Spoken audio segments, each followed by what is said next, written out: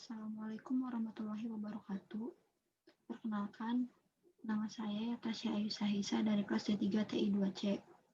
Di sini saya akan mempresentasikan sebuah aplikasi web untuk memenuhi tugas pemrograman berorientasi objek. Pada tugas yang saya buat, saya memberi nama data penjualan apotek. Latar belakang dari pembuatan web ini, saat ini perkembangan teknologi sangat cepat dan berkembang secara terus-menerus.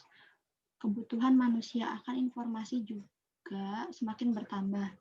Dengan adanya sistem informasi pengelolaan dalam suatu apotek akan sangat mudah dan cepat, serta tidak lagi menggunakan sistem pendataan secara manual dalam pengelolaannya. Sebuah apotek pasti membutuhkan sistem informasi yang dapat digunakan untuk mengelola keluar atau terjualnya sebuah obat pada apotek. Tujuan dari pembuatan web ini adalah untuk mempermudah pendataan penjualan obat yang ada di apotek tersebut yang masih bersifat manual. Landasan teori. Yang pertama, MySQL adalah salah satu jenis database yang bersifat open source. Tentunya banyak sekali bentuk database selain MySQL sendiri. Dalam pembuatan sebuah aplikasi yang kompleks dan dapat dijalankan secara dinamis, database sangatlah dibutuhkan untuk menyimpan berbagai data dalam bentuk informasi. Kemudian ada PHP atau Hypertext Preprocessor, adalah bahasa skrip yang dapat ditanamkan atau disisipkan ke dalam HTML. PHP banyak dipakai untuk memprogram situs web dinamis. PHP dapat digunakan untuk membangun sebuah CMS. Beberapa kelebihan PHP dari bahasa pemrograman web antara lain bahasa pemrograman PHP bahasa skrip yang tidak melakukan sebuah kompilasi dalam penggunaannya. Kemudian ada JavaScript. JavaScript adalah suatu bahasa kode atau pemrograman yang digunakan untuk menciptakan sekaligus mengendalikan konten website agar menjadi dinamis. Contoh konten situs yang dinamis adalah apapun yang dapat bergerak atau mengubah apapun yang tampak di layar tanpa mengharuskan Anda memuat ulang laman situs tersebut secara manual. Kemudian ada CSS. CSS adalah singkatan dari Cascading Style Sheet, berisi rangkaian instruksi yang menentukan bagaimana suatu teks akan ditampilkan pada halaman web. Highlight implementasi materi.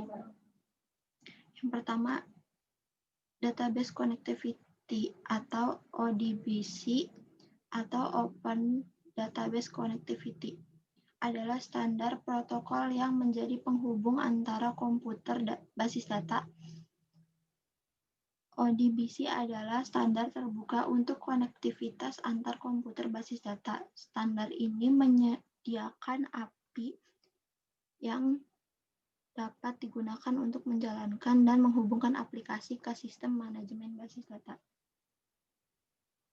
Kemudian ada GUI, Graphical User Interface, adalah suatu sistem yang membuat para pengguna atau user mampu berinteraksi dengan suatu perangkat komputer yang digunakan oleh si user tersebut. GUI sendiri dapat dikendalikan menggunakan beberapa macam alat input seperti mouse, keyboard, touchscreen, dan lain sebagainya. Modifier, sebuah izin hak akses level atau kontrol akses untuk penggunaan suatu atribut atau metode pada suatu package dan kelas. Polymorphism merupakan suatu aksi yang memungkinkan pemrograman menyampaikan suatu pesan tertentu keluar dari hierarki objeknya, di mana suatu objek tersebut yang berbeda memberikan tanggapan ataupun respon terhadap pesan yang sama sesuai dengan sifat masing-masing objek. Database di sini tampilan dari database-nya. Di sini saya buat database dengan nama TB obat dan tabel dengan nama T penjualan.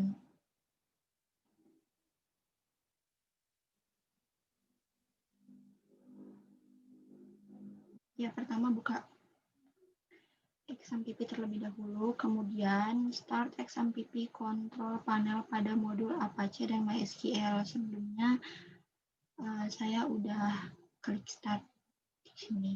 Kemudian buka web browser, ketik localhost, ketik localhost root karena tadi saya buat folder dengan nama tersebut. Kemudian akan muncul tampilan awal yaitu form data penjualan obat. Di sini kita akan menambahkan formnya terlebih dahulu, misal tanggal 5,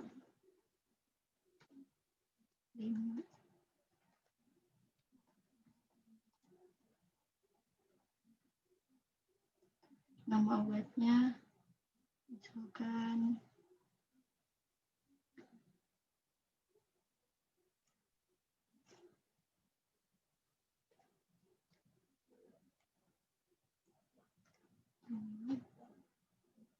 jenis obat satu strip dengan harga misalkan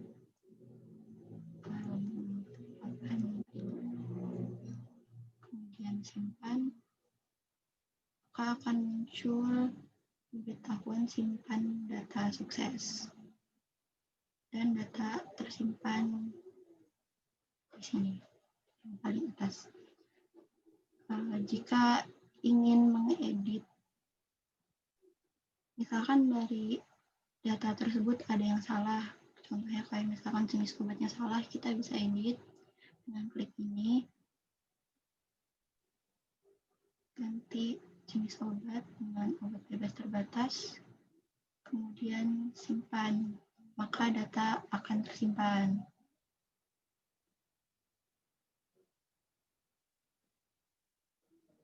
Kemudian, jika ingin menghapus data, maka kita klik saja button hapus.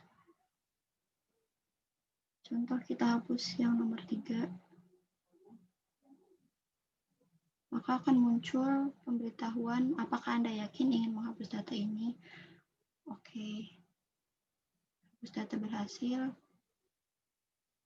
Maka data akan terhapus.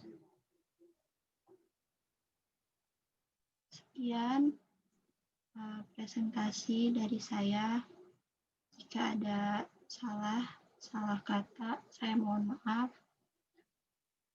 Wabillahi taufiq wal hidayah. Wassalamualaikum warahmatullahi wabarakatuh.